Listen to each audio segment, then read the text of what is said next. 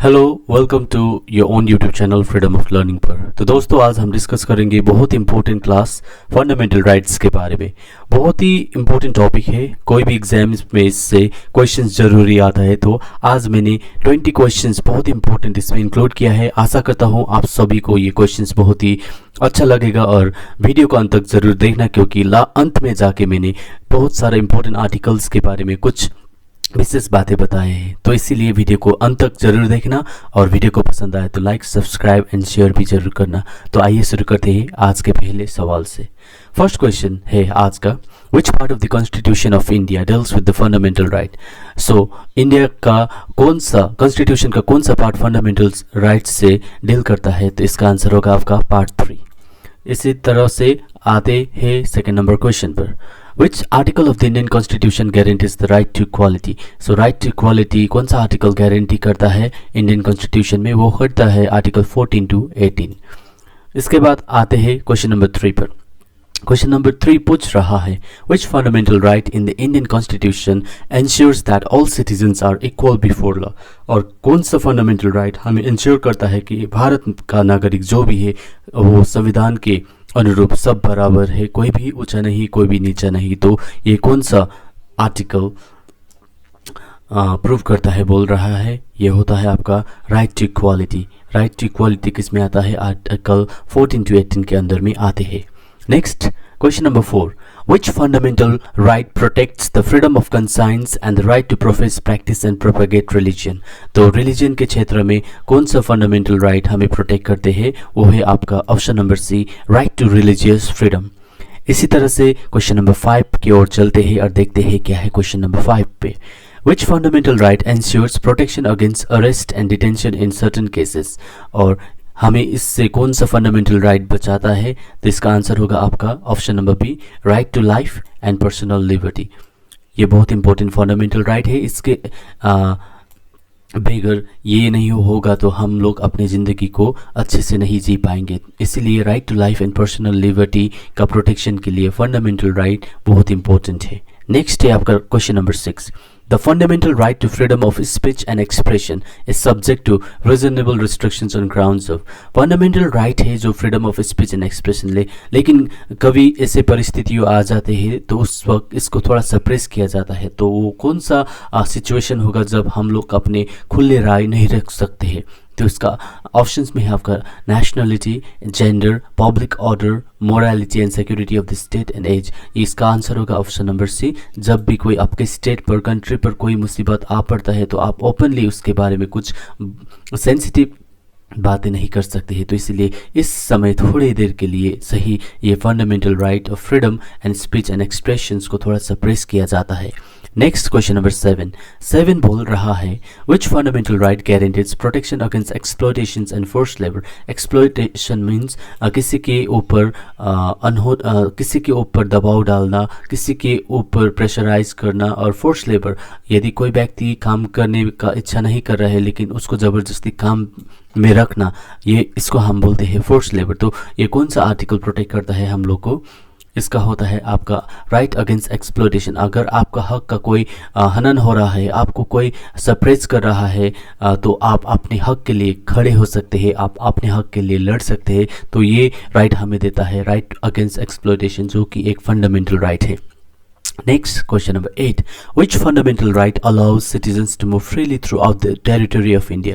कौन सा fundamental right के तहत हम अपने पूरे देश में, हम भारतवर्ष में अच्छे से घूम सकते हैं without any restrictions and barriers? तो इसका ऑप्शंस भी मैंने 4 रखा है। इसका करेक्ट आंसर होगा आपका right to freedom of movement. हम सिक्किम में रहते हैं, हम बंगाल में रहते हैं, हम गुजरात में रहते हैं, लेकिन हम इंडिया के कोई भी हिस्से में आसानी से जा सकते हैं विदाउट एनी रिस्ट्रिक्शन। तो हमको ये फंडामेंटल राइट प्रोवाइड किया गया है। ये आता है आपका right to freedom of movement के तहत। Next, number 9, the fundamental right to education was added to the Indian Constitution by which amendment? शिक्षा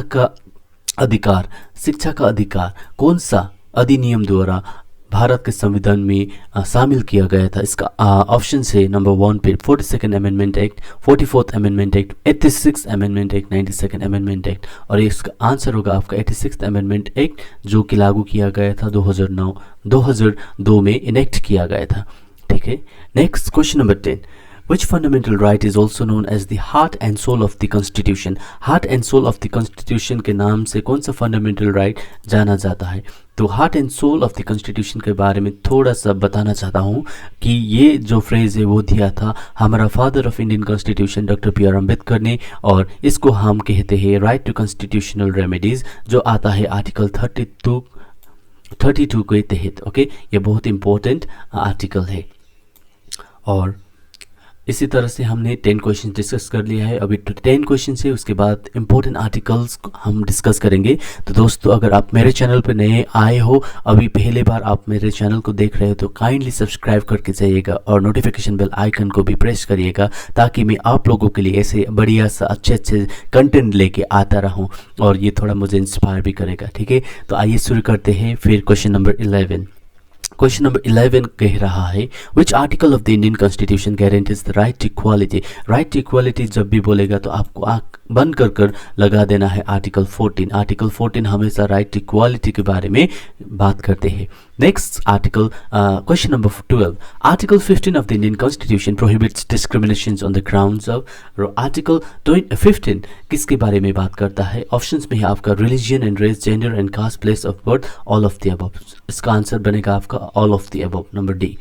13 में है आपका which article of the Indian constitution ensures the protection of life and personal liberty. कौन सा article आपको protection देते हैं personal life के बारे में? तो ये होगा आपका आर्टिकल है 15, 19, 21 और 25, और इसका करेक्ट आंसर बैठेगा आपका article 21। Personal liberty, personal life के बारे में जो बात करता है वो आर्टिकल है आर्टिकल 21। नेक्स्ट क्वेश्चन है question number 14, the right to freedom of speech and expression is guaranteed under. Freedom of speech and expression is guaranteed under which article. ये दोनों चीज़ को कौन सा आर्टिकल में शामिल किया गया है? वो है आपका आर्टिकल 19। आर्टिकल 19 जैसे कि हम देखा, देश पे आपत्ति आ गया हो, देश में कुछ हो रहा हो, तो उस टाइम ये right to freedom of speech and expression को थोड़ी देर के लिए से ही सप्रेस किया जाता है। Next question number 15, Article 32 of the Indian Constitution provides for, and this question we had already discussed earlier also, तो इसका आंसर बनता है आपका option number B, right to constitutional remedies. चलते हैं क्वेश्चन नंबर 16 पर। 16 पे बोल रहा है आपको which article outlines the fundamental duties of Indian citizens. Fundamental duties of Indian citizens को कौन सा आर्टिकल दर्शाता है? तो बोल रहा है, तो इसका आंसर होगा आपका article 51A। Article 51A will be the correct answer. यहाँ पर हम लोग को मिलता है fundamental duties. Okay, fundamental duties. Next, article 25 of the Indian constitution guarantees the freedom of. Article 25 India का जो संविधान है उसका आर्टिकल 25 किसको गारंटी करता है? इसका ऑप्शन है free speech and expression, religion, movement and association, और ये क्लियरली एक्सप्रेस करते हैं रिलीजियन को। ओके, नेक्स्ट है आपका question number 18। Question number 18, the right to constitutional remedies means the right to constitutional remedies का मतलब क्या है? कॉन्स्टिट्यूशन में जो आर्टिकल 32 के अंदर रखा गया है कॉन्स्टिट्यूशनल रेमेडीज, जिसको बी.आर. अम्बेडकर ने बोला है heart and soul of the constitution, ये क्या प्रोवाइड करते हैं आम नागरिक को? तो इसका आंसर क्या रहेगा? इसका ऑप्शन से compensation for injustice, approach the president of India, move the supreme court for the enforcement of fundamental right, challenge the validity of the constitution. और इन चारों में से the most suitable option is number C. इसका answer होगा move the supreme court for the enforcement of fundamental right. यदि आपको लगता है कि आपका फंडामेंटल राइट के ऊपर अटैक हुआ है, आपका जो राइट्स छीना गया है, तो आप उसके खिलाफ अपने याचिका सुप्रीम कोर्ट पे दायर कर सकते हैं। तो ये बोलता है right to constitutional remedies. Okay, number 19 में क्या दिया गया है? Number 19, article 46 of the Indian constitution pertains to the promotions of the educational and economic interest of ये दिया है आर्टिकल 46, यानी कि ये फंडामेंटल राइट नहीं, ये आर्टिकल 46 आता है आपका डीपीएसपी के तहत। ओके, आर्टिकल 36 जो इंडियन कॉन्स्टिट्यूशन का आर्टिकल 36 से 36 to 51, गौर से सुनिएगा, ये बहुत ही बार रिपीट किया हुआ क्वेश्चन है। आर्टिकल 36 to 51 जो भी क्वेश्चंस है ये आर्टिकल 36 टू 51 जो भी आर्टिकल्स है इंडिया में, ये आता है डीपीएसपी के तहत, यानी कि directive principles of state policy के तहत। तो इसी के सिलसिले में एक क्वेश्चन रखा है मैंने। Article 46 of the Indian constitution pertains the promotions of the educational economic interest of, किसके बारे में? ऑप्शन है आपका women, minority communities, schedule caste and schedule tribes, senior citizens. इसका आंसर होगा आपका schedule caste and schedule tribes. Okay, next है question number 20। Question number 20 which is our last question for today, but अभी video को बंद मत करिएगा क्योंकि आपके लिए बहुत ही शानदार आर्टिकल्स वगैरह मैंने एंड में रखा है, उसके बारे में थोड़ा हम डिस्कस करेंगे। बहुत ही बढ़िया सा क्लास होने वाला है, हो भी रहा है, इसीलिए अभी तक वीडियो को सब्सक्राइब, चैनल को सब्सक्राइब नहीं किया है तो सब्सक्राइब जरूर कीजिएगा, ठीक है। तो आइए देखते हैं question number 20। Which article of the Indian constitution emphasises the importance of early childhood care and education? Early childhood care and education के बारे में कौन सा आर्टिकल बात करते हैं? तो ये है आपका आर्टिकल 21A ऑप्शंस में है, आर्टिकल 45 ऑप्शंस में है, आर्टिकल 17, आर्टिकल 29, और इसमें करेक्ट आंसर होगा आपका आर्टिकल 45। आर्टिकल 45 भी हमारा किस में आता है? डीपीएसपी के अंदर आता है। डीपीएसपी यानी कि directive principles of state policy, DPSP,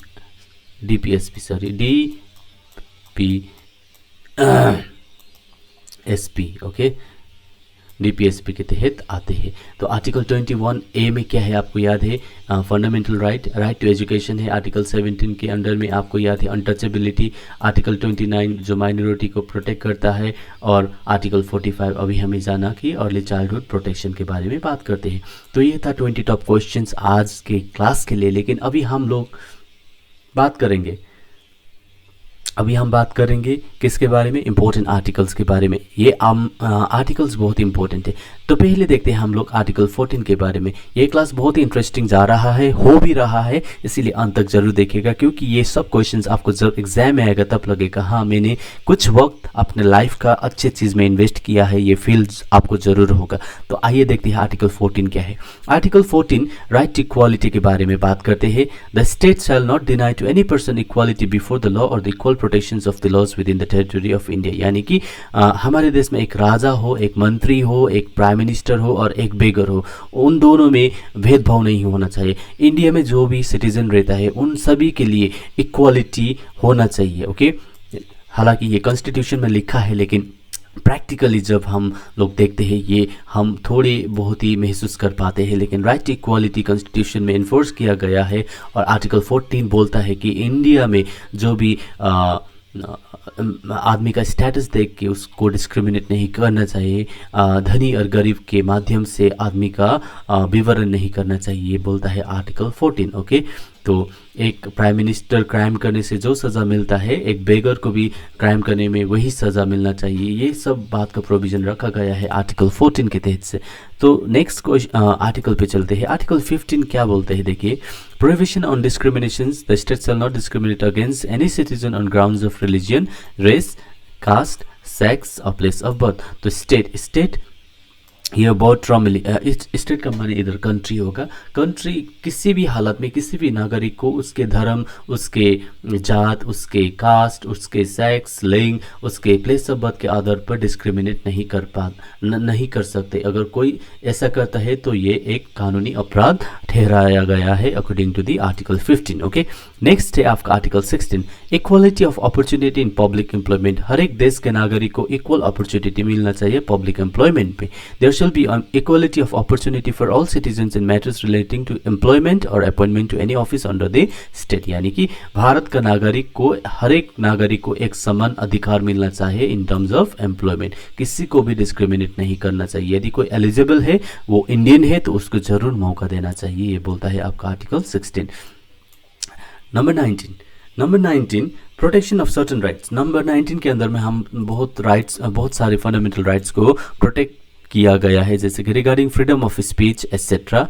this article enumerates various freedoms including freedom of speech, expression, freedom to assemble peacefully and freedom to form associations और यूनियंस। ये सभी चीज़ों के लिए बात किया गया है आर्टिकल 19। तो आपको एग्जाम में क्वेश्चन ऐसे भी आ सकते हैं, freedom to assemble peacefully is mention in which article of the Indian constitution. इसका आंसर होगा आपका आर्टिकल 19। ऐसे करके to form associations and unions is mentioned under which article of the Indian constitution. इसका भी होगा आपका आर्टिकल 19। ऐसे करके आपको करना होगा, ठीक है। नेक्स्ट है आपका article 21, protection of life and personal liberty. No person shall be deprived of his life और पर्सनल लिबर्टी, यानी कि हर एक व्यक्ति को अपने जीवन अपने ढंग से जीने का अधिकार है, इसका हक दिया है हमको आर्टिकल 21 ने। तो article 21 is also very important for us, okay. Without article 21 हम लोग अपनी ज़िंदगी अच्छे ढंग से नहीं जी सकेंगे भारत में रहते हुए, okay.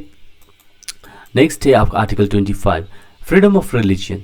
Subject to public order, morality and health, every person has the right to freely profess, practice and propagate religion। आप सभी लोगों को पता ही है इंडिया एक सेक्युलर स्टेट है, यानी कि इंडिया का कोई स्टेट रिलीजन नहीं है। तो इस कंट्री में रहते हुए हम किसी भी धर्म को अपने धर्म मान सकते हैं, किसी भी धर्म को हम फॉलो कर सकते हैं, लेकिन एक प्रॉपर प्रोटोकॉल को फॉलो करते हुए।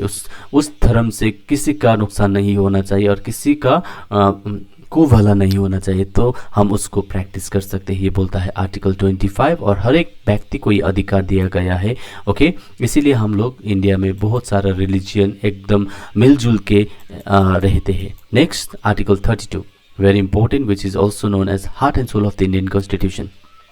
Remedies for enforcement of the rights. The right to move the Supreme Court by appropriate proceedings for the enforcement of the fundamental right is guaranteed। यानी कि लगता है किसी का फंडामेंटल राइट्स का हनन हुआ है, उसको फंडामेंटल राइट्स एंजॉय करने नहीं दिया जा रहा है, तो इस वक्त हम क्या कर सकते हैं, आर्टिकल 32 के तहत हम उसका पेटिशन डाल सकते हैं सुप्रीम कोर्ट में। और सुप्रीम कोर्ट को लगता है कि हाँ सच में उस व्यक्ति का यानी या ऑर्गेनाइजेशन का जो फंडामेंटल राइट्स है उसको छीना गया, उसको बैन किया गया है, तो उसको न्याय दिलाने के लिए एक प्रक्रिया भी शुरू कर दिया जाएगा और जो भी दोषी है उसको सज़ा भी मिलने का प्रोविज़न रखा गया है। तो आज का क्लास यही था दोस्तों। आई होप आप लोगों को अच्छा लगा होगा। अच्छा लगा है तो आप प्लीज़ चैनल को सब्सक्राइब करिए, नोटिफिकेशन बेल आइकन को प्रेस करिए और ढेर सारे अपने दोस्तों के साथ इस वीडियो को शेयर भी करिए। Thank you so much for watching. I will see you in the next video with new content. Till then keep on learning, keep on working hard, okay, क्योंकि जो मेहनत करता है उसी को सफलता मिलता है। Thank you so much.